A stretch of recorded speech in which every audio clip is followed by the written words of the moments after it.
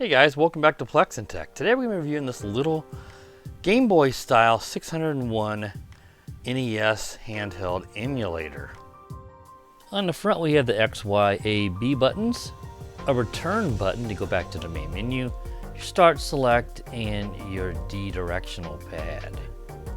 On the top we have off to the left the power switch, in the middle USB charging port, and off to the far right is your AV audio video plug to connect it to a TV or monitor. And on the side we have our volume dial.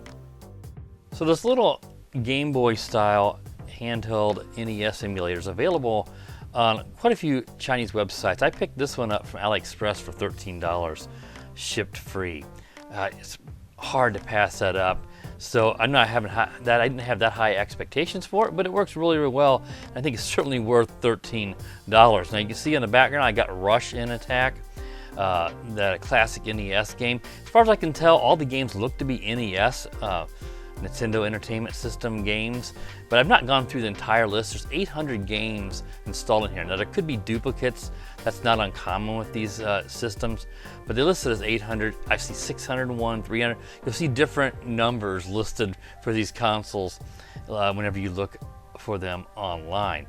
As you guys saw, the A, B, X, Y buttons here, they seem to function nice, and they press down and have rather nice response to them. Your R here is to return back to the main menu. Your start and select, all those function fine. The D-pad though is a little clunky, and when I played some of these games, especially if you're going diagonally or something, it's not super. I can go off the wrong way, as I'm saying, so it's not super accurate, but it's not terrible by any means. Your volume over here, this goes quite loud. You just dial up on it, and we'll go all the way up on the sound. We'll see if we get some sound. Yeah, we do. That's all the way up, and it's quite loud. We're not getting too much sound here in the demo, but it goes pretty loud on this little guy. I'm going to turn it back down. Your speaker is located here by my right thumb. I'm going to turn it back down so we're not having to talk over that. So I'll go back to the main menu by pressing that R button, and that takes you back to the main screen. You'll see this main screen whenever you power it up as well.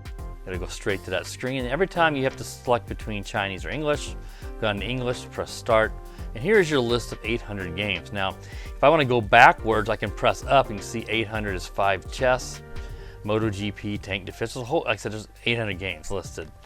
But unfortunately, you can't really, at least I've not figured out any way to actually jump or shortcut through this. If you got a game in the 200 or 300 or 400s, you gotta scroll all the way through this list every time you power it on to find that game. Now thankfully, as you saw, you can go backwards. So if you have a game in the 500s, you can just go backwards to it, and you have to scroll through 500 plus games to get to it. But it's those games in the middle hundreds, you have to scroll and scroll using the D-pad to get through it. That's a really unfortunate design for this little handheld emulator. So on the top, as you guys saw there a while ago, you've got your power, your micro USB charging port here, and the AV cord connects here, which I'll show you in the packaging here. They give you this AV cable here, so this plugs into that right here, and then that allows you to connect it to, for some reason I went back to the main menu there, but that lets you connect it to a TV using your RCA connections. They call this, your yellow is your video and your red would be for your mono right audio. So let's go back into the game list. And then they give you a micro USB charging cable to charge this up. I'll show you the battery here in just a moment. And you get some certificate or your user manual, which you're going to need a magnifying glass to read this. It's very small if you're older like me and have, your eyes are getting old, but yeah, it just covers the basics. And what looks like a certificate is actually saying, "My dear, thanks for your business. Hope you enjoy our gift." And they give you this little, looks like a 3D printed stand, which I was using at the beginning of the video here. Unfortunately, the area that this would sit in is not large enough to where if you just put this on here and barely bump it, it falls off, it slides off. So unfortunately, but more than just a very delicate display, you can't use this to actually play without holding your hands on it. It will not stay in its spot. It will slide off and fall onto your table. But you could use it as a display if you set it on a spot where there's no vibrations. You know, you live somewhere with a lot of vibrations, or you live in a railroad track or something, it's going to constantly be falling off this. But it does feel like it's sort of almost like a 3D print or something that they included with this. But you know, it's still a nice little added touch. For the battery, that's located in the rear here. Let's take the compartment off. It's a lithium-ion pack, and this is a 1020 milliamp hour 1S LiPo. Put that back in there, and let's get powered back up again. So we'll go back into the menu. Let's just go play a couple of games, let you guys see.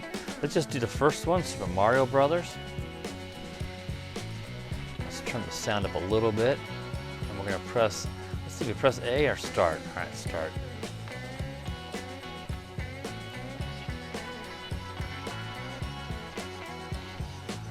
Oh, it seems the emulator okay. I mean, I've not played Mario Brothers much in a long time, so I'm probably gonna stink at it. And you have the B like a super jump, and A is a normal jump. It's been so long since I played Mario, I don't remember. Obviously you were able to jump up and get these the boxes in the mushroom, and then you grow.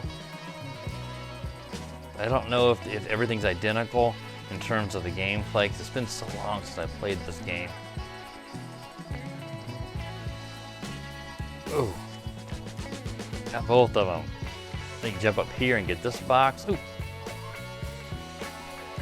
There's your turtle. Oh, now I shrunk back down. Oh.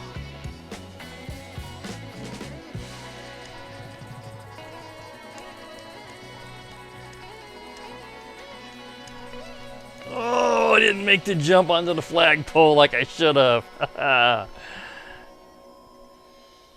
Sounds like, if you guys noticed that, it sounded like the sound emulation got kind of hung up there. Let's just go back to the main menu. Now, obviously that took us back to the language select again. Not a big deal. Now when you go to Contra, you get presented with this massive list, and I think what this is different like cheats or variations. Like, you know, Contra, one of them says like A30. It may be like some of them have different machine guns you can start out with. Contra was notorious for the ABBA or whatever, the cheat code that gave you 30 lives. So let's just go, you see, you know, flame gun and different stuff. Let's just do the first one and start out with the regular Contra. And then we'll press, see, that's the problem. Remember, do you press A, B, or do you press start to get going? Start more often than not is what you use. Oh, geez. Gotta remember what I gotta do here to shoot the gun. Okay, see right there, I was shooting at an angle, even though I actually just hold the button down to shoot. Oh, I fell in the water. Obviously can't jump while we're in the water.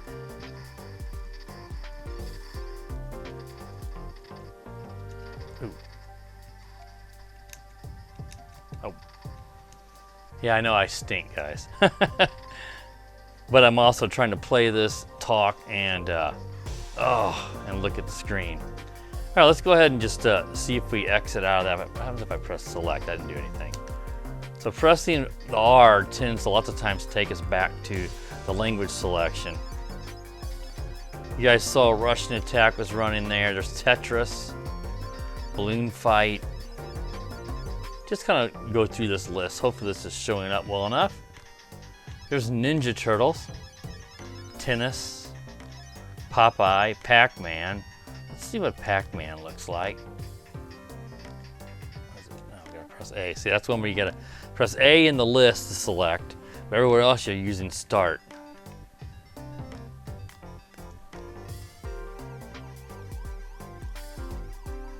Good old Pac-Man.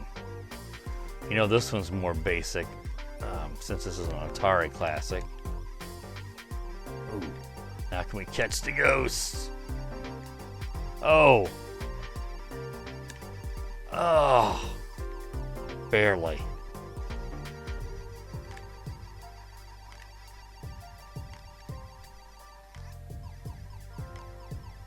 Yeah, that one actually runs pretty good. So exit out of that one. Let's just go look at, go backwards in the list here and take a look at another one. Everything seems to emulate pretty good, though obviously you can see there was a bit of a mess up with the Super Mario audio at the very end. And this one says Dig Dub is actually Dig Dug. So I can see where language somebody put the wrong thing. As you guys can see, it's Dig It Dug, not Dig It Dub. Go ahead and start this one up. Old Dig Dug. Now, this is a 3-inch diagonal screen. It appears to be I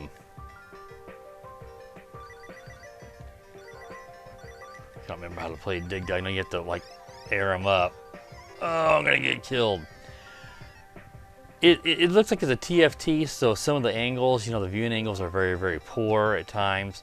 But, you know, you're going to be playing these games straight on, and it's just fine. I really think for $13 or even possibly less, you really can't go wrong with this. I certainly am a fan of it. Alright guys, I think that should show you guys enough on how this little handheld emulator works. Again, it appears to be mostly NES. In fact, it probably is all NES. But since I haven't gone through this whole list, there could be some games or other systems on here that are also 8-bit that it could be on here. I don't know, but it appears to be an NES list. But overall, this is pretty darn good for the price. I have no big gripes or complaints. It is not perfect. In fact, it's far from it in terms of some of the controls. But then again, you're not paying much money. $13 to emulate a Nintendo system is actually pretty darn crazy. So if you're interested in this, I'll include a affiliate link to Aliexpress. If you're interested in this, it'll help out the channel if you purchase it through that link. While you're at it, guys, click that subscribe button. Help out the channel that way too. When you do that, click the bell. That way you're notified every time I do upload new videos. And as always, guys, have a great day.